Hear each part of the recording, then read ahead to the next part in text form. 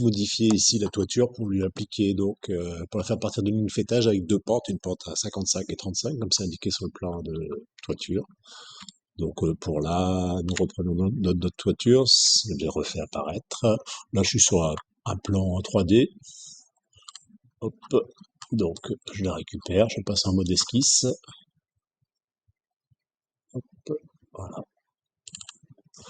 Je vais juste modifier les flèches. Donc ici, donc hop, donc je précise, il n'y a plus de niveau imposé en bas. Je vais juste imposer donc une inclinaison et un fêtage à 0. La pente n'est pas exactement 18,43. Si vous faites le calcul, normalement, vous retrouvez notre valeur. Appliquer. Je fais pareil pour l'autre flèche. Donc, je la décroche de la partie basse. Et là, la pente, si vous faites des calculs, pour ce cas-là, ce serait 28,80. Piqué, donc je recontrôle. Une à 28,81 qui n'est plus bloquée. Une note à 19,29 qui n'est plus bloquée en bas. Par contre, on garde l'information. Normalement, le niveau à la pointe sera en ligne de fêtage. Donc on va valider, on va voir en 3D ce qui se passe. Il y a un souci, manifestement, la toiture n'est pas au niveau, la ligne haute n'est pas au niveau du fêtage. Il va falloir le corriger. Pour cela, on peut aller par exemple sur une élévation, vue de sud. Voilà, je vais un peu bouger la ligne pour pouvoir travailler plus propre.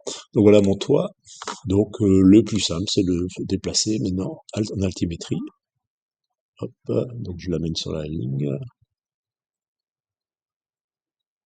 On voit pas trop bien. Je refais une manip. Voilà, le fait que le toit soit accroché est un petit peu lourd. Voilà. Et là, il s'est produit un décalage. Donc, qui est lié aux contraintes précédentes, de la saisie précédente. Donc, on va également bouger la ligne de fêtage pour la mettre au bon endroit. Là, logiquement, c'est bon. Donc, si je passe sur la 3D, c'est OK. Alors là, je vois mon mur qui s'est bien mis à jour. Par contre, de l'autre côté, comme on a travaillé d'une manière un peu différente, là, vous avez un mur qui... non, je me suis trompé de côté. Désolé. Hop, celui-là il est attaché. Je m'enlève de le mur. Voilà. Donc ce mur actuellement est donc n'est pas bien accroché. Donc là, on est obligé de remodifier l'esquisse, ce qui est beaucoup moins intéressant que le fait d'avoir la tâche automatique. Alors, faut se mettre bien en vue d'avant pour pas se tromper. Hop. Donc là, vous basculez vers le bas. Et vous faites donc un accrochage en sous-face de toiture. Là, c'est pareil. Accrochage en sous-face de toiture. Accrochage en sous-face de toiture. Et là, pareil.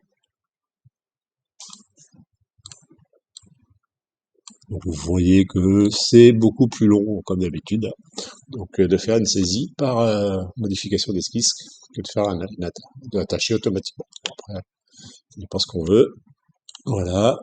Et là, donc, j'ai normalement, je peux remasquer l'élément ou le mettre en estompé. Il y a différentes solutions, hein. Là, je peux vous montrer comment on fait pour l'estomper. Donc là, si vous le faites en estompé, il sera estompé que dans ce type de vue. Donc on y va, mode caméra. Hop. Là, on peut directement l'estomper sans passer par le gabarit. Donc là, je vais le faire, ou on peut le faire dans le gabarit. Alors, si je fais modifier tous les toits, et je peux par exemple décider de mettre les toits à 90% de visibilité, c'est-à-dire qu'on le devinera, ok, j'applique. Pour que ce soit appliqué, il faut que je bloque le modèle une fois, appliquer, ok. On devine l'esquisse du toit, mais on le voit pas trop. Bon, après, c'est peut-être pas la meilleure des solutions. Donc, voilà une manière de faire. Autrement, la manière classique, je reviens en arrière, hop, et je basque brutalement dans la vue. Ok, j'enregistre, et c'est fini.